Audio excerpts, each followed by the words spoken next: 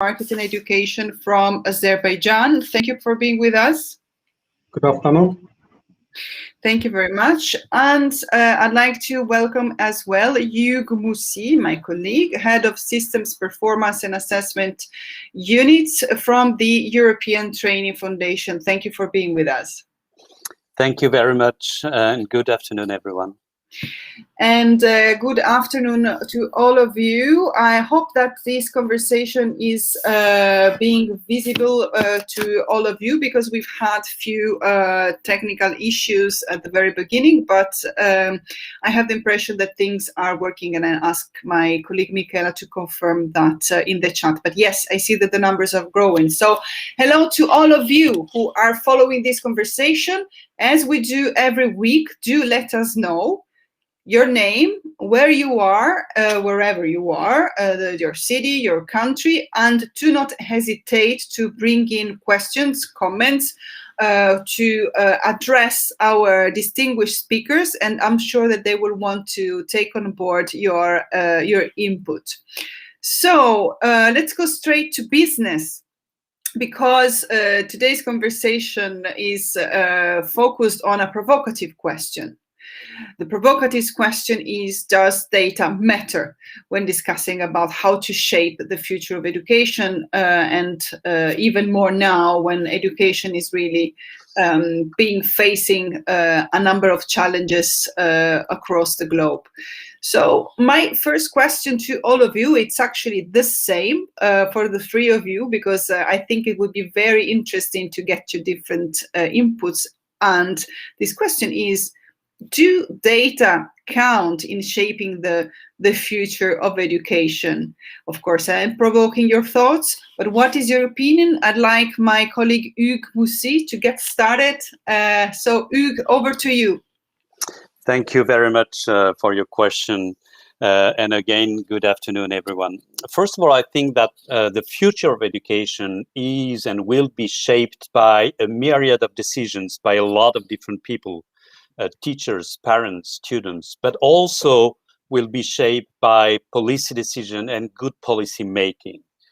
We should never forget that. But in this regard, data are important when it comes to policy making. They bring clarity, they bring a sense of direction. They also, of course, bring evidence on the table of policy decisions and policy making. But I would say that for data to really matter, to count per se, to count positively, there should be three conditions or prerequisites. The first one, of course, it goes without saying, is data reliability. Data should be reliable. There's nothing worse than wrong data or missing data, or some data set that suddenly stops. So data should be reliable, and it also means that competencies and skills for data collection and data analysis should be taken very carefully and should be paid attention to. The second thing, of course, is not only to have data, but to use data. How do you use them? Data are important piece of evidence when it comes to policy decision, but you need, of course, to use them, I would say, carefully. And there are different ways to use them. You can use the data as sound evidence that provides some kind of clarity and tells you where probably you should go, what kind of decision you should make. But data can also be used very differently. They can be used what we call in the literature tactically. So you basically have some data, maybe you gather some data, but you don't use them to make a policy or to devise a policy. You basically use them because it helps the policy that you had designed before. So you will be selecting the data based on your own interests. So you see data are really helping to shape the future of the good future of education if you use them, I think, in a logical, coherent, rational, and so to say, useful way. There is, I would say, and I will stop here, a third kind of prerequisite, which is more and more being developed, which we call open data. So I think data should not only be reliable and used by policymakers, by a set of policymakers, but should be shared transparently. I think it is very important in a sense of open government, of talking and discussing, making decisions which are collaborative decisions, transparent decision, that the data are really shared among all the stakeholders in VET, in lifelong learning mechanisms and systems, in all of education at large, but also shared with a broader audience. Hence the work that needs to be developed on having open data, really data available to a large audience, so to support open government, so a very open participatory process for policy decision. Thank you very much, Hugues, for having set the basis for the conversation, which is now entering into a flow. Before we give the floor to our other two distinguished speakers, I'd like to say hello to our followers. I see Aspasia from North Macedonia, Amir from Bosnia-Herzegovina, and Hannah from Kiev in Ukraine. Please keep on letting us know where you are from. Say hello. It's great to have you on board. Valbona, I know that you are now at your third panel of the day, so we apologize for keeping you busy until the very end of the day, but we're really interested in knowing your views. Do data count in shaping the future of education? Is there any point on which you agree with Hugues or any other perspective you like to bring to the table? Thank you, Daria. Thank you for all of you, and good afternoon to all. Yeah, I completely agree with you, of course. And being a part of, working in the country that we went through reforms from a long time, from 2003, 2002, and being part of the processes with a lot of new policies, new reforms, new activities, and plus being part of the Ministry of Education as policymaker, that I could see till now, and the importance of data, not only because as when we talk about data and before, especially being an economist, it's kind of you see numbers, but our case, especially in education, it's more sensitive. These students, these people around in our countries are not numbers, and this sends us to reshape data, to have different data. We talk now about open data. We don't have to forget that not very often the youth had the informations or data, and we were expecting from them to register here or there, or to drive them on different professions, but how if they don't know what's on the market, or which are the numbers? What are the data for different profiles, different sectors that they would see and find job on that, or orient themselves. From beginning maybe. So now I think we see, especially now during the pandemic, that yes, they are numbers, but after these numbers, stays a person that we have to drive them on the best way. And how we can do that is giving the right data and qualitative data, and data that for long, I'm talking for ourselves, sometimes we didn't have time to analyze. We took it how they were, and you cannot build if you don't analyze them. You cannot build on them. And now, especially now, having the situation, not only now, because we started long time ago, and with ETF, with tracer studies, and as Kosovo, now we will spread, how to say, the tracer study in all the levels of, in nation level, and the others are, we developed the barometers like labor market barometer, skills barometer that are now in place, and we are feeding them. So it's not that something that, I mean, how to say, something that we face now. It's a long time ago, but now we found time and we reflected on that. I think the pandemic had this positive, let's say, because we had some time to rethink and to sit in the office and to see these data, are they relevant? Where they send us till now, did we do it right? I mean, where's the problem if we have a problem? So everything goes there. So maybe for a moment, yeah, I completely agree, and really, I mean, we need data, but not only, as I said, not only numbers, but analyzing them and dividing them and really using them. What is important is using and sharing with all the nation, with parents, with students, with a worker, wherever he is, because if he wants to open a farm, I mean, he has to know how many farms we have and how many people are employed or looking for that. I mean, I took the simplest example. So, yeah, I'm really willing to see my country and all around, and do not forget the importance of data in relation to the countries, especially the neighbor countries, where they are, where we are, where they are. Not to compare because we are one, but to see open where the doors are open for each person in the countries.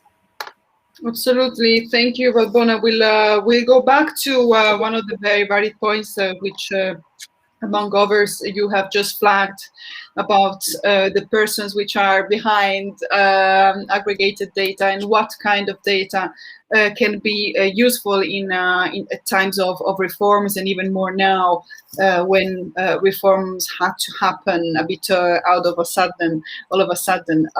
But before going to this point, and also taking one of the first questions we have received from our followers, I'd like to go to Azerbaijan, moving from Kosovo to Azerbaijan, and check what Ilkin Nazarov's opinion is about data. How do you see that as relevant in shaping the future of education in your country, Ilkin? First of all, thank you very much for organizing such an interesting discussion for this important issue. So actually, I am also agreeing with my colleagues, and they noted very good points. They have noted. So what can I say? I only can add some other points, and also I could say that data gave us clear indication on where we are, what works, what doesn't work on micro and micro levels. With data, we get a bit clear image of effects of the activities taken in the past, and based on these experiences, we can plan future activities. So in my opinion, I would say data count, and we should do everything possible to get more useful data for each activity we have taken. Evidence-based decision-making are the only way forward for development of education, including WET in our countries. In this regard, we need BIS data. I agree with my colleagues also. So as we know that generally data, they are classifying in 4 types of general data, which are input, output, outcome, and impact data.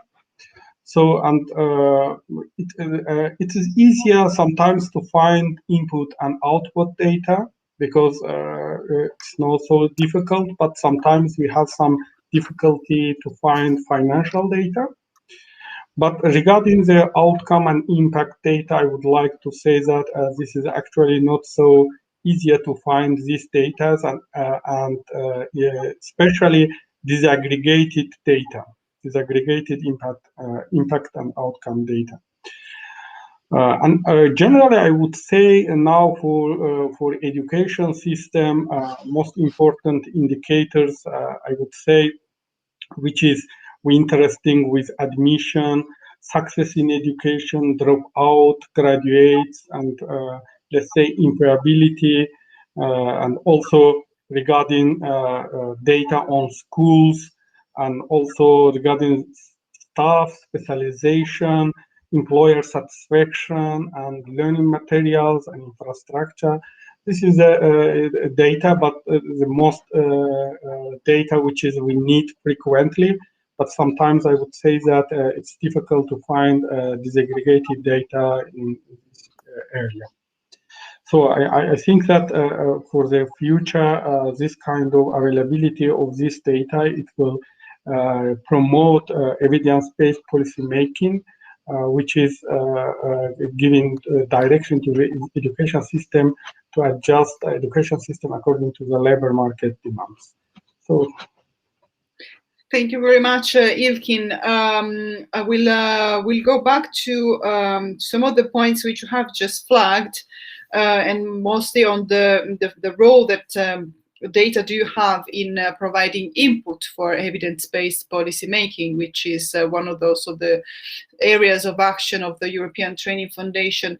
But I'd like first to bring in the conversations some questions which we are receiving from our followers. And that actually we had already kind of agreed to be discussing. So it's interesting that Denise is asking us, when you refer to data, do you also mean that obtained for qualitative studies? Indeed, we wanted to bring to the conversation a reflection about the variety of data, the various nature of data, because very often we confuse data with quantitative data, which is something which was just flagged also by Valbona. So what kind of data do we need? And I'd like to add to this question, one question which comes spontaneously now.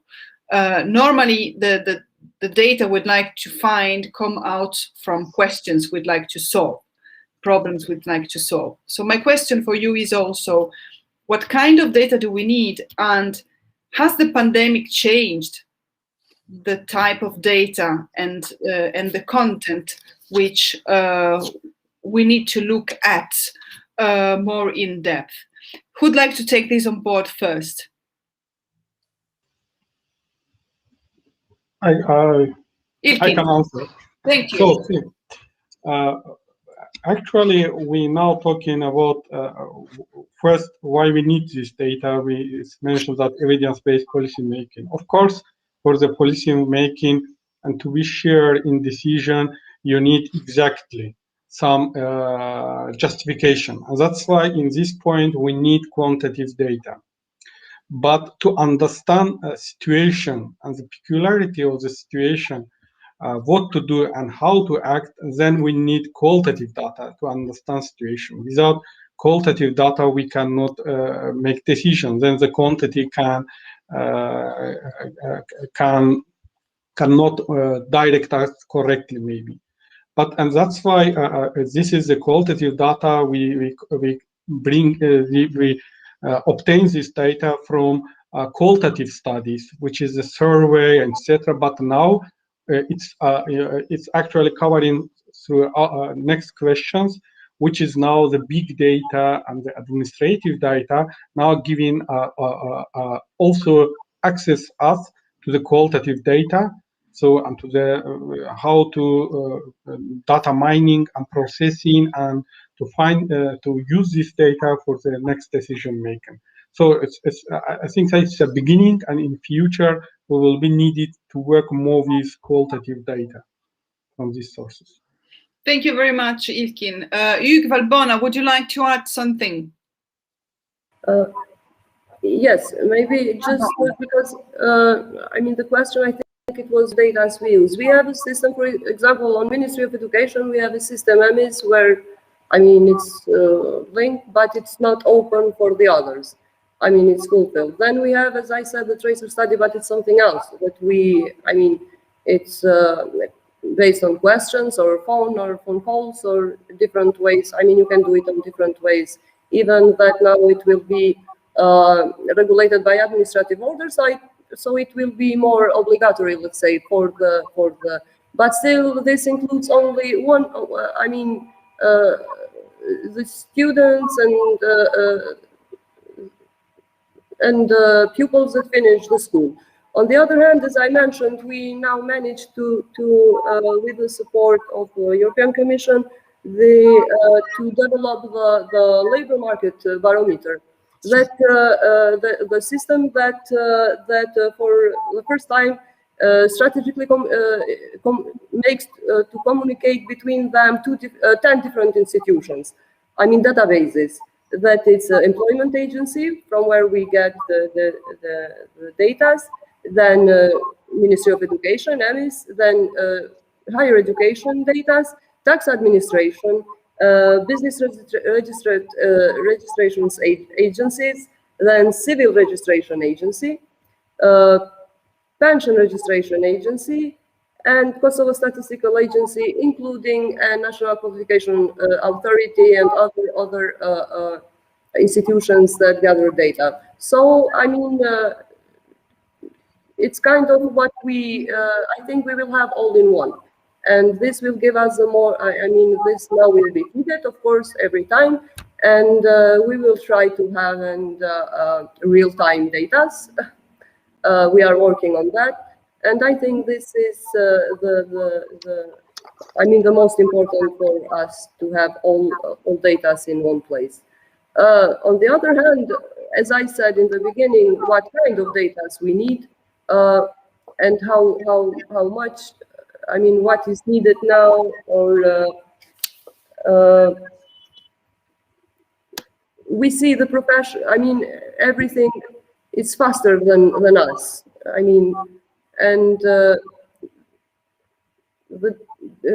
need for data, it's now more specific on sectors, on different issues. I'm not going now, maybe later, or I can mention it now. Now, like we have to think, and for all needs that the student and teacher and if we concentrate on education. So every specific thing has to be measured and to have data on that. So it's more specific. It will be more specific on. Thank you very much, Valbona, also for having highlighted the need for having real-time data, because sometimes the usefulness of data collection is also linked to how up-to-date the information we are gathering is in order to develop responses. I don't know, Hugues, if you'd like to add on this, or if I can take one of the other questions from our audience. Would you like to flag some points as a follow-up to our question on the what type of data do we need today?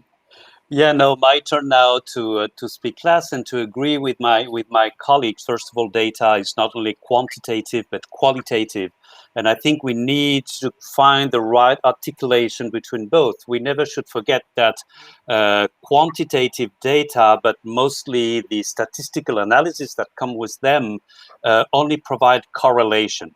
What I say might be a little bit controversial, but only correlation and no causality. So now if you want to find some kind of causality and find the root causes of things, you have to dig further and then come with more qualitative information, qualitative studies, and different kind of approaches and questions. But of course, now what we do in social sciences is mostly that we have these mixed approaches. So we really want to have both quantitative data and then qualitative approaches to have the, let's say, to be very simple or to oversimplify the big picture and the trends, and then what kind of root causes we can approach. And just one final point, because there were two parts in your question, Daria. Yes. Is what was important when it comes also to to what COVID brought. I think here, that's the thought that I have, that we are pretty good in general at working or getting data and working with data on things that are continuous to ensure continuity of systems, education system. But it's more difficult to have data when it comes to discontinuity. So first of all, to have real-time data, of course, which were very important to measure some kind of immediate discontinuity, but also, dropout or the loss of learning outcomes, whatever they are, and however they are measured, was also something difficult. So ensuring in the period of COVID or getting data to kind of, so to say, of measure discontinuity is probably was one of the challenges we had to face. Thank you so much, Hugues. I think this links very well to a comment we've received by our follower Sean, who says, who writes, I am reminded of some statements from many years ago. Data equals quantitative plus qualitative. Data plus understanding equals information. We should aim to release and harness information. So what should we collect to be reliable and consistent? Which is also, I assume, part of the comparative aspects of retrieving and collecting data, which is something which is being run by the European Training Foundation. Maybe you would like to take this on board. Well, first of all, it's difficult to go into the details because it depends on what you want to do. So I would agree with what I see on the screen, what you just say, data equal quantitative plus qualitative, and data and understanding is information. To dig further and respond in more details, it really depends on what you want to achieve with data. You never collect data just for the sake of collecting data. You always collect data because you want data to respond to a particular question or bring clarity to something. So it will really depend. I mean, I cannot jump into more detail here. Thank you very much, Hugues. We've tackled a number of factors. I would like to reassure our followers, because we have few more questions in the chat, and I assume many more to come, that we'll take them on board later in this conversation. We still have 20 minutes to go. But I'd like now to go to the so-called, for those who don't know it yet, Torino process, which the ETF has been investing on for the past 10 years. And I'd like to give the floor here first to my colleague Hugues. I know Hugues just relatively recently joined the ETF, but he's already an expert of the Torino process. What do you think was useful, and how do you see it could evolve? Hugues. Yeah, thank you. So, of course, I'm speaking under the control of my colleagues Valbona and Ilkin, I would say in country, because it's where really things happened and were most interesting. I would say that the Torino process, to me, I joined ETF some time ago, but I was a reader of Torino process reports before. I think what it brought is threefold. First of all, I believe in some cases, and I hope in most cases, it provided kind of a support or policy advice to countries to gather evidence, so to design and develop and implement policies that will have an impact on system performance. So, in a way, all this monitoring, but also analytical process could lead or led to recommendations and then to improve, so to say, policy improvements. One. The second thing also is that I think the Torino process, because it was so participative with a lot of countries being involved, and also peer learning between countries, between regions, I think it also supported the improvement or development of monitoring processes and mechanisms per se. So to I think exchange on monitoring, bring ideas that came from different countries, or exchange also on the best practices. So it would be the second probably point. And the third element, which I think is very much related also to the general discussion on data, and not only qualitative, but also very much quantitative, is that the monitoring process, which was the Torino process, also maybe in some cases helped develop a culture of dialogue around evidence and data, around everything that comes from monitoring practices, to put also stakeholders around the table.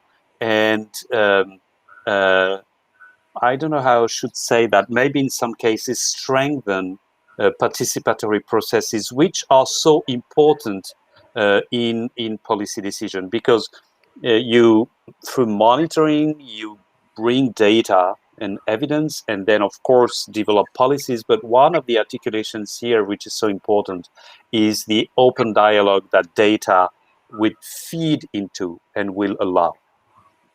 Thank you very much, Hugues, for this very clear overview on the Torino process. It will be interesting now to see if your perspective is mirrored by colleagues from the countries we are discussing with today, so from Azerbaijan and from Kosovo. Ilkin and Valbona, so you've been part of this monitoring process for many years.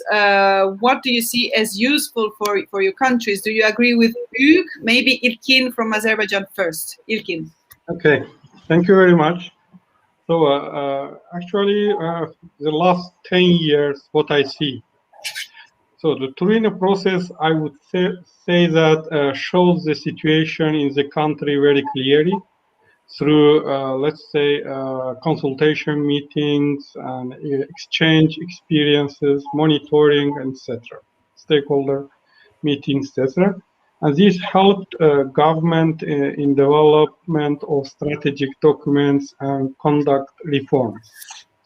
So in fact, so these data and recommendations, I would say, directly and indirectly in Azerbaijan, used in development of occupational and collocation standards, and to establish legislative framework on this area, and in establishment of labor market observatory. So, and in improving a competence-based education system, and establishment of vocational development agency, vocational education agency, and preparation and approval of national co-location framework, and including support to the implementation of this framework, and also support in establishment of system for validation of non-formal learning, which is part of recognition of prior learning. So what I see within the 10 years, and if you review the Torino process reports, and you can see a lot of data and situation analysis and recommendation on this issue. And now when we review these last 10 years, we see that these reforms and these, let's say, changes happen to the country. And that's why, in a way, I would say this was useful for our country. Thank you very much, Ilkin. What's the case for Kosovo, Valbona? Yes, I mean, maybe, I mean, not to mention all what Ilkin mentioned. So Kosovo was part of the Torino process, I mean, for a long time, from the beginning. And yes, it was support on legislation, support on the system, support on including all, I mean, all stakeholders, Ministry of Education, Ministry of Labor, so all institutions involved on the policies and building the strategies. Part of training of teachers, not to forget, I mean, starting long time ago. so national qualification framework. So everything is we done together. But maybe, I mean, what I would stop, it's like ETF with Torino process. We, I mean, especially the Southeastern European countries, including Turkey and others. I mean, it's it pushed us to kind of equal systems for mobility of the students and workforce. And I mean that it's still a way to go and still a lot to do. But I mean, I think this was something where we put more effort. I mean, like recognition of peer learning or regional occupational standards that now we are in the process with, I mean, the countries in the region. But sometimes we were overloaded. Sometimes we were overloaded, especially in countries, I mean, smaller countries. And but it's good because there were some processes that we were one step ahead. You know, we were ready then to catch up on the processes. But it needs a lot of, for sustainability of the processes, we have to think more as a countries, but as a support of EU. I mean, I mean, we have to plan because really for most of our countries, these processes cost a lot, and we need capacities for fulfilling all what is needed. And so it's still a way forward, and we would like to see more on sustainability of all the processes. Thank you very much, Valbona. I think that it's really part of an authentic discussion also to raise the challenges and the difficulties in the process. Some of these aspects you've just flagged while mentioning the difficulties in collecting real-time data, the factor of cost, the sustainability.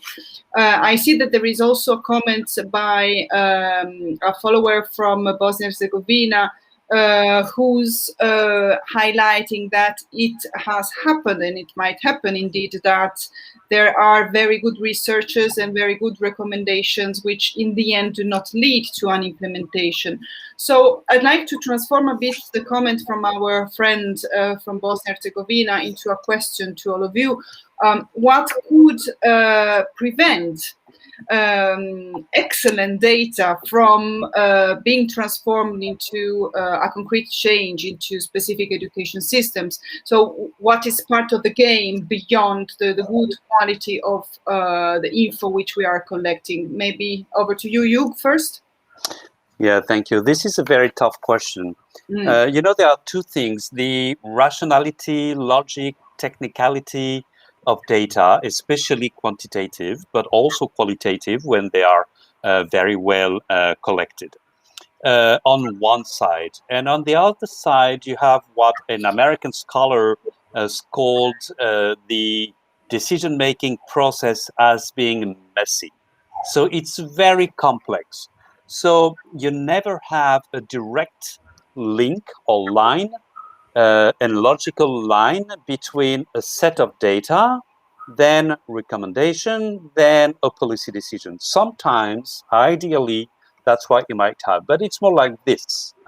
And I think there are two important elements when it comes to going from data that would show clearly something to a policy. There are a lot of them because it's messy precisely, but there are at least two elements which are important for decision makers.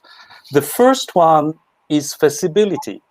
You can have a very good policy direction demonstrated or supported by strong evidence based on data, and it's not feasible. And simple example, it's not feasible because financially it's not feasible.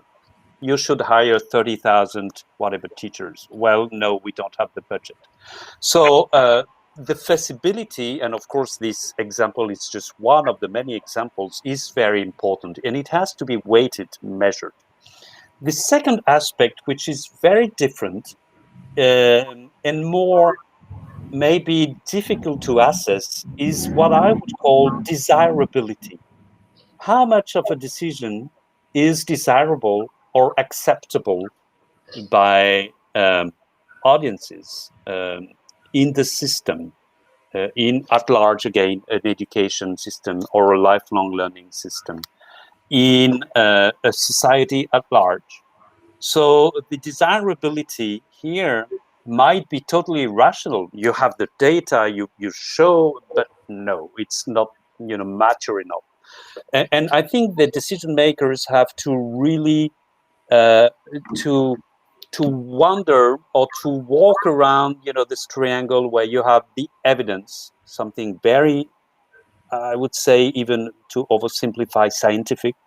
Then the feasibility, is it possible or not now, and the desirability, which is more evasive. And you have to manage to find your way between all the three different elements. Thank you very much, Hugues.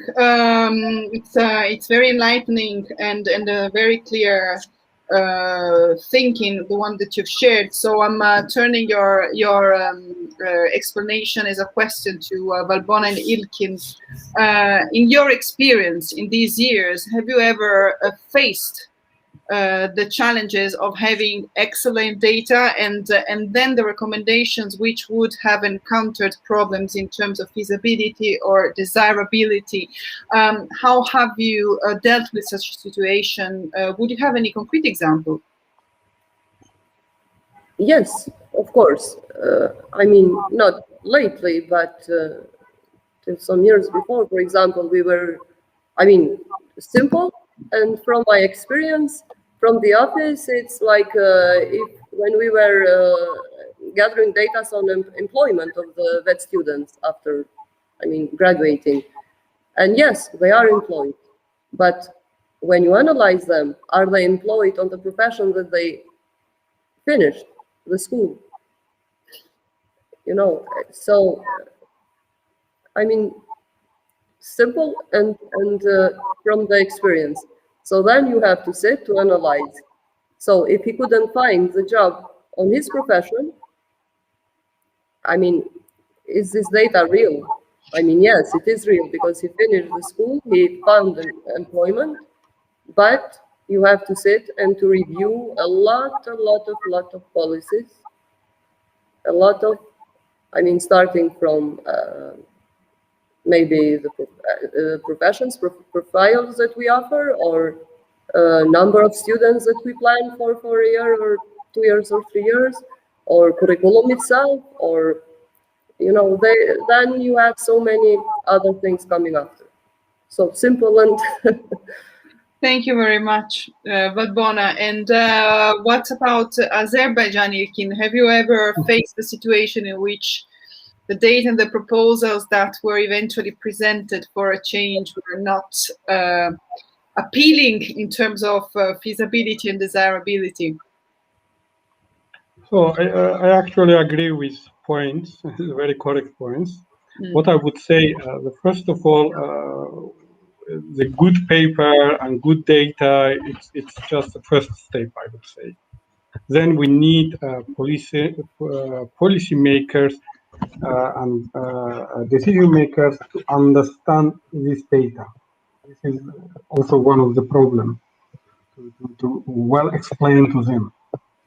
And the another one next, I would say, is a political will. We call it this political will, because if there is not any political will, then you cannot.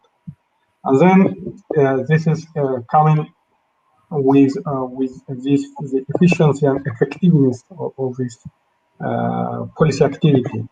So, and if there is not enough, let's say, financial resources, even it's very urgent, it's very difficult to push this process. And another important issue, I would say, it's structural changes. And I would say very frequent reforms. This is also making obstacles, because there is also we see such a culture when there is a change happen with the new decision maker, even it's important, does not want to take this reform is, or would like to change this in other way, then it's not a very good effect. So I only would like to say this. There are a lot of things can be noted, but I would say this is enough. Thank you very much, Ilkin. It's very relevant, not only to us, but I think for the whole community of followers to know how these reflections are then being translated into national reflections, national implementations, being very honest about obstacles and difficulties, but then also finding out that there can be good results. I see Ilkin. Just national culture. Excuse me? Just national culture. National culture. Well, these are all factors to be taken into account. We are really few minutes to go from the conclusion of our conversation, and I'd like to take inspiration from one point which was raised by Hugues in his first or second intervention, if I'm not mistaken, when you, Hugues, have flagged that it is way more difficult to have to work on data at times of discontinuity. So let's imagine discontinuity is like now a baseline. Will this change ways of operating in terms of collecting data for providing input to policy making in the field of education for improving national systems? Hugues. It's a difficult question.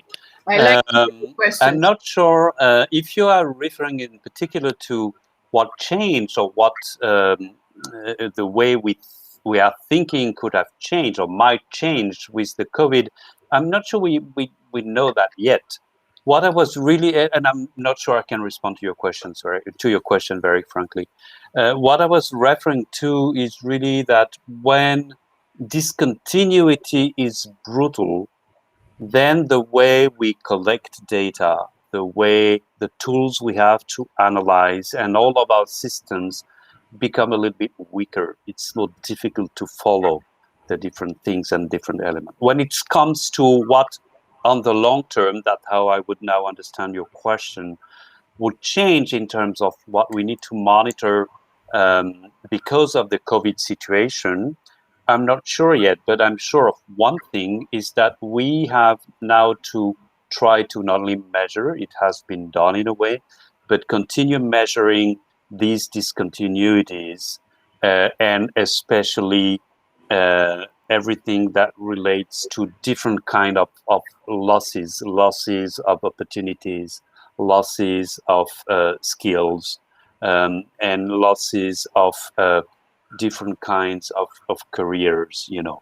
So we have to measure and take into consideration these discontinuities because they are not just going to be repaired in a year. They could last or have a long-lasting effect over 5 or 10 years. Thank you very much, Hugues. Would Valbona or Ilkin like to add on Hugues' point and reflections on discontinuity? Because this is indeed most likely to stay as an open field for discussion in the months to come. Generally, I agree with all points. This is very important. So also in our experience, we can say that sometimes there is, when you not correctly identify the baseline indicators, then you have a problem with monitoring and to reach these indicators. This is very important, and this is coming also from the professionality. So this is another important issue is, I would say, now we have a lot of sources, and especially the administrative data, which is came in from the e-government and from web-based platform, and etc. So, and here, how to ensure confidentiality of this data. So, and sometimes it's very difficult to access to this data, even between the government agencies. This is it's a problem. It's a difficulty because the confidentiality to how to ensure. So, and in future, and to access to all this data and to use this data, and how to organize this this process, just to use for, let's say, for the good purposes. So this is, I would say, just. Thank you very much, Ilkin. Actually, I'd like to use the last minute of this conversation to remind to all those who are following that the conversation will keep ongoing and will continue on the open space community, whose link you can find in the chat. So I warmly invite you to register to the open space community for those who are active in the learning sphere. You also see the link now popping up on screen. Join the conversation, and do not miss also to register for our annual corporate conference, which will take place from the 21st to the 25th of June. And indeed, the aspects of and the role and the relevance of data will be discussed even and also during that week. And we warmly invite you to join us. Conversation will be open to all those who will want to take part in that. So I'd like to thank you all for having followed this discussion framed in the monthly campaign about the future of education launched by the ETF. Today we discussed about the provocative question, does data matter? I have the impression the answer is still yes. And I'd like to thank the distinguished speakers, Valbona, Fetiu, Metju, Head of Division for Quality Assurance and Standards on Vocational Education and Training at the Ministry of Education, Science, Technology and Innovation of Kosovo. Thank you, Valbona. Thank you. Thank you very much. And yeah, we grow up with Torino process. Absolutely, absolutely. We're all committed to working in the same direction. And thank you, Ilkin Nazarov, policy expert on employment, labor market and education from Azerbaijan. Thank you, Ilkin. Thank you very much. It was a pleasure. And thank you very much to Hugues Moussy, Head of Systems Performance and Assessment Unit at the European Training Foundation. Thank you, Hugues. Thank you very much. It was a pleasure to be here. And thanks to all of you who have been following this conversation. I'll be waiting for you next Wednesday at 4 p.m. Central European Summer Time for another Learning Connects live interview. Thanks a lot and have a lovely end of the day. Bye-bye. Thank you. Bye-bye.